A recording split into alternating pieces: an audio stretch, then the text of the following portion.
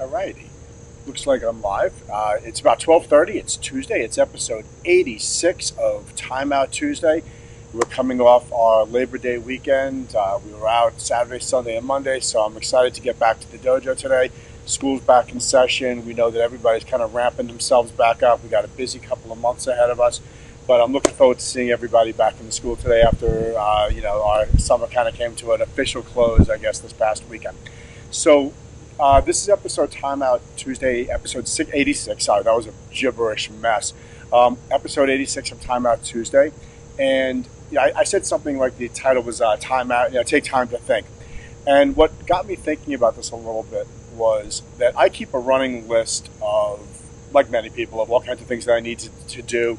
And a lot of them I noticed this past weekend were to process a bunch of, I guess, videos or pictures that have been either sent to me from people over the last couple of weeks or that we've taken during different events.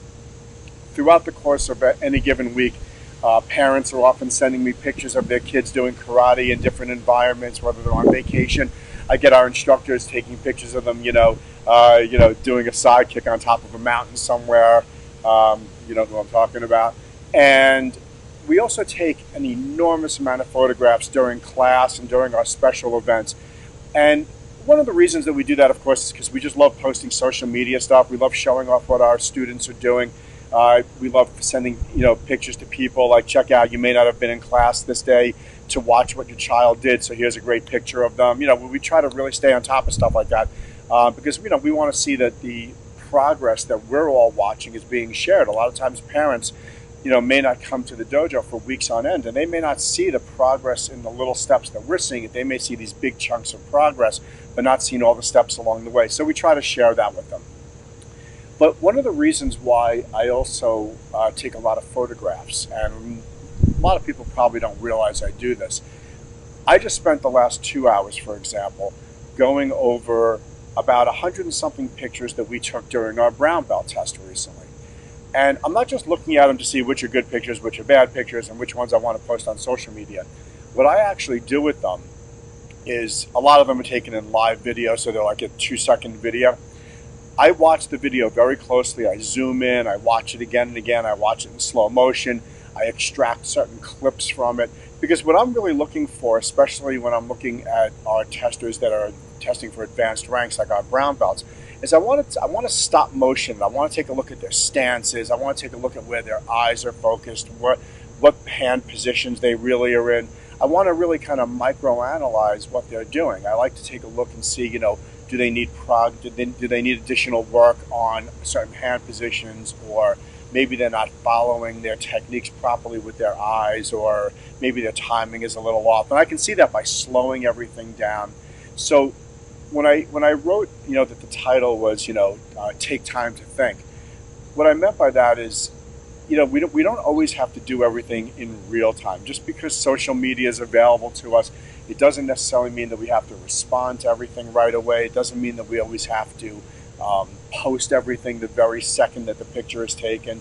Sometimes it's a really good idea to sort of sit back, let the event pass, take a second look at it, maybe in a different setting when you're maybe more relaxed, or maybe when you have time to really kind of objectively look at what you're looking at.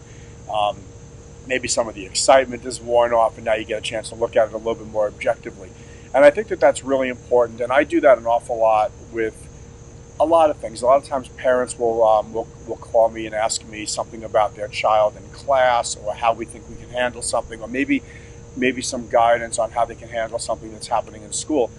And I don't like to do snap answers. I don't like to just whip an answer right back without giving a lot of thought. And very often I will say, let me sleep on it a little bit, maybe even let me get some counsel from other people that I think could give me some good advice so that I can pass that information on, instead of just rushing to give an answer. Sometimes I don't know the answer, and I want to really kind of give some thought to how the best way to give that answer to somebody is. So taking time, doing things at the right time when you're in the right setting. It reminds me of a story from a book. I think I've even mentioned this in a past Timeout Tuesday. One of my favorite books is a book, Zen in the Martial Arts, and in that book, there's a short story about an instructor who's teaching a student, and the mailman comes in, delivers a letter that the instructor's been waiting for a very long time, from abroad. I think it was an international piece of mail that he'd been waiting for a very long time. And instead of just asking to stop the lesson and open the letter, the instructor put the letter off to the side and continued with the lesson. And the student said, Master, why don't you open your letter now? I'll be happy to wait while you do that. I know you've been waiting for a long time. And the instructor said, I have been waiting for a long time, and this is a very important letter, but right now what I'm doing is very important, and I don't want to get distracted from what I'm doing that's very important to do something else that's very important, and then I'm really only looking at each one of these things sort of halfway. I want to give my full undivided attention to everything that I'm doing. I want to teach your lesson, and then I want to go and read the letter where nothing is going to disturb me from thinking about it. And I thought that was a really good piece of advice. Do one thing, do it really well. There's the myth of multitasking is something that I always talk about. Instead of trying to do 9 things at the same time because you think it's awesome to multitask, we often find that a lot of things fall through the cracks when we do that, and we don't actually get everything done. And if we do get everything done, if you probably count up the amount of time that it took you to do it, you probably could have done each one of those things consecutively, and you probably would have gotten just as much stuff done, and probably with a higher degree of quality. So, in any case, take some time, think your things through. We've got a very busy month ahead of us in September, October. I'm looking forward to it all. I hope everyone has a fantastic day today, and I wish you the best. Peace, and good luck in school, everybody. And wrap that up. Okay.